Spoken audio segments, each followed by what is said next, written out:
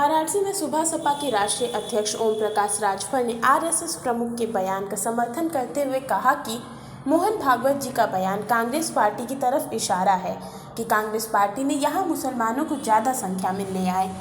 इंदिरा गांधी जी ने ही जनसंख्या नियंत्रण कानून बनाया था। उस समय नसबंदी योजना चली, हम दो हमारे दो था।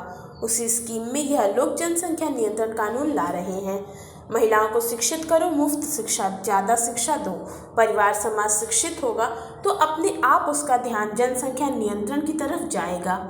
देखिए, चाहे मोहन भागवत जी हों, चाहे मोदी जी हों, चाहे अमित शाह जी हों, चाहे योगी जी हों, ये लोग कांग्रेस पार्टी का नाम अगर लेना बंद कर दें, हिंदू मुसलमान, मंदिर मस्जिद, भारत पाकिस्तान, ये चार चीज़ छोड़ दें तो इनको बोलने के लिए कुछ हैया नहीं है। नेहरू कांग्रेस, इंदिरा कांग्रेस, मतलब कांग्रेस के अलावा इनके पास कुछ नहीं है। आप दोष दे रहे हो कांग्रेस का और हम कह रहे हैं कि दोष तो आप दे रहे हो, दोष आपका है। इंदिरा जी ने जनसंख्या नियंत्रण एक कानून बनाया, उसमें एक नसबंदी एक योजना चली, हम दो हमारे दो।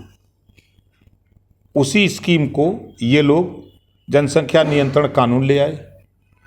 4.5 साल तक इन लोगों को नहीं दिखाई दिया। 4.5 साल में बच्चा पैदा करने के लिए 6,000, बच्चा न पैदा करने के लिए 2,000। कितनी अतिशयोक्ति है। गरीब कमजोर 6,000 की तरफ भागता है कि 2,000 की तरफ भागेगा। अब ये जनसंख्या नियंत्रण कानून आप ले आए हो तो अपने नैन खोलो, आँख खोलो, देखो जिस परिवार में शिक्षा है वो परिवार जनसंख्या नियंत्रण पे अपने खुद काबू पा लिया है। महिलाओं को शिक्षित करो, महिलाओं को शिक्षित करो, निःशुल्क शिक्षा, अनिवार्य शिक्षा और फ्री शिक्षा दो पूरे देश को, उनको शिक्षित करो। जब परिवार समाज शिक्षित होगा तो अपने आप जनसंख्या नियंत्रण की तरफ उसका ध्यान जाएगा और आपके कानून बनाने से कोई मानने वाला नहीं है। भागवत जी का बयान कांग्रेस पार्टी की तरफ इशारा है। उत्तर प्रदेश में संकल्प मोर्चा सरकार बनाएगी। भारतीय जनता पार्टी हो, चाहे आरएसएस हो, चाहे विश्व हिंदू परिषद हो, चाहे बजरंग दल हो, जो मोहन भागवत जी के बयान आ रहे हैं उस बयान से साफ साफ झलक रहा है कि कांग्रेस पार्टी की तरफ इशारा है कि कांग्रेस पार्टी ने मुसलमानों को यहाँ ज़्यादा से ज़्यादा संख्या में ले आई। ये सब झूठ बोलने वाली एक गोल है। जो मोहन भागवत जी कह रहे हैं ये 100% झूठ बोल रहे हैं। उत्तर प्रदेश में भागीदारी संकल्प मोर्चा सरकार बनाएगा और भारतीय जनता पार्टी को बेदखल करूंगा। 20 मार्च के बाद 2022 20 मार्च को आऊँगा बनारस। उस दिन आपको बताऊंगा कि देखो सरकार चली गई, सरकार बना के आ रहा हूँ। नेताओं के जाने से कुछ नहीं होता है, आना जाना तो लगा रहता है। अभी गए हैं, कल आ जाएंगे। कुछ ऐसे नेता हैं जो रोज दल बदलते हैं, जो ही आ गया लेके झंडा वही के संगे खड़ा हो जाते हैं। कुछ ऐसे दगे हुए कारतूस हैं, ये सब जगह घूमते रहते हैं। हर बिरादरिया में को दगे हुए कारतूस हैं ये घूमते रहते हैं, इनकी यहाँ उनकी यहाँ उनकी यहाँ, जहाँ लह जाए, जहाँ अखबार में छप जाए ना, वो तने बदे परेशान रहते हैं। 100% समीकरण भागीदारी संकल्प मोर्चा के साथ है। फिर मैं कह रहा हूँ 2022 में सरकार बनाऊंगा और भारतीय जनता पार्टी को सत्ता से बेदखल करूंगा। भारतीय जनता पार्टी एक ऐसी प्रयोगशाला है जहां झूठ की ट्रेनिंग दी जाती है, झूठ बोलना सिखाया जाता है।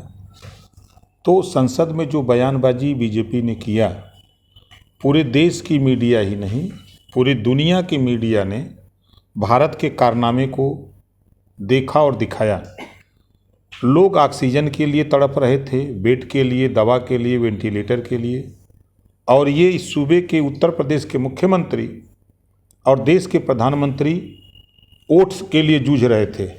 बंगाल में, तमिलनाडु में, केरल में, ये 5 राज्यों में चुनाव को लेकर के वोट मांग रहे थे और जनता यहाँ ऑक्सीजन के मर रही थी, जिसका उदाहरण बांदा से लेकर बलिया तक गंगा जी में लाशें तैर रही थी। प्रयागराज में हजारों लोग बालू में हिंदू रीति रिवाज के खिलाफ दफना दिए गए। ये भारतीय जनता पार्टी नहीं, अब ये भारतीय झूठ पार्टी है।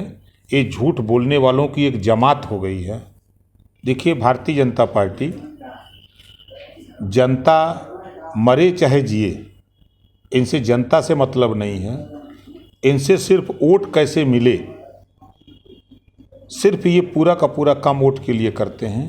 अगर इनमें जरा सा भी देश के प्रति, समाज के प्रति, नौजवानों के प्रति सहानुभूति होती तो 44 जवान शहीद हुए। पुलवामा घटना में 3 क्विंटल RDX आया। क्या इसकी CBI जांच हुई? क्या उस परिवार को संतुष्टि मिली?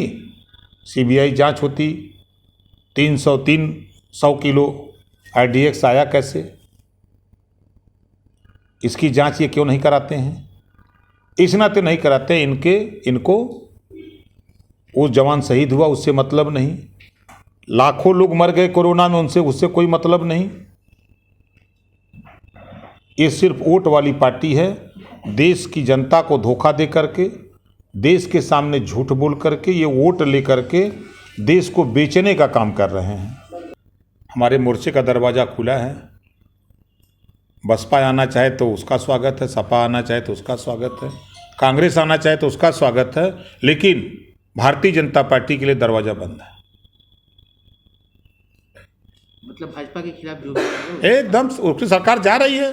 भारतीय जनता पार्टी डूबती हुई नैया है, बाढ़ आवत है, यही में डूब के मर जी, ऐसा देख लिया ना।